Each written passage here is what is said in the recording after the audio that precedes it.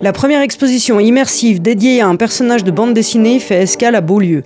Tintin s'anime en version XXL sur les murs et le sol de la Halle 35, parcourant les 24 albums du célèbre reporter à la houppette.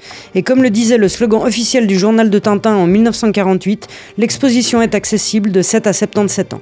C'est une sorte de relecture immersive de l'ensemble des 24 albums. On part à la recherche d'un méchant ou d'un objet qui a disparu, on va être accompagné d'amis, on va poursuivre des méchants et puis on va finir par dénouer le mystère. Et donc tous ces moments-là, c'est des moments où on a l'impression d'être entré dans la case et avec une bande-son très rythmée qui, elle, s'inspire des goûts musicaux d'Hergé, avec notamment David Bowie ou les Beatles.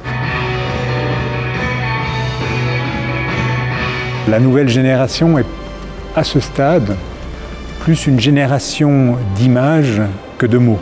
Ici, les enfants peuvent circuler librement, peuvent lâcher la main de leurs parents, il n'y a pas de protocole, on n'est pas à la messe du musée, à tel point que les enfants veulent entrer dans l'image. Dans cette expérience, on est un petit peu proche des règles des 3 unités théâtrales, c'est-à-dire unité de temps, unité du lieu et unité de l'action. La matière première, c'est les aventures de Tintin. L'unité du lieu, elle est très complexe parce que le lieu fait partie de l'expérience. Et on doit chaque fois s'adapter et chaque lieu n'est pas le même.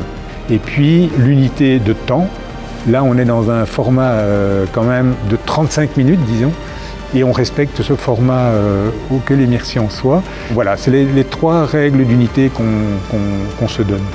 L'expérience initialement conçue pour l'Atelier des Lumières à Paris est visible du 13 octobre au 11 février.